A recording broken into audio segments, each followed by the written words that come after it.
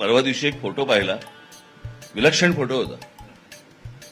देवेंद्र फडणवीस मध्ये बसलेत कुठच्याही कार्यक्रमाला, त्यांच्या बाजूला उजव्या बाजूला अजित पवार बसलेत, त्यांच्या बाजूला तटकरे आहेत, या बाजूला अशोक चव्हाण आहेत. सगळ्यांनीच बघितला फोटो. अशोक चव्हाण, त्यांच्या बाजूला भुजबळ, त्यांच्या बाजूला अजून कोण कोण कोण कोण राणे आहेत, बरेच आहेत त्याच्यामध्ये.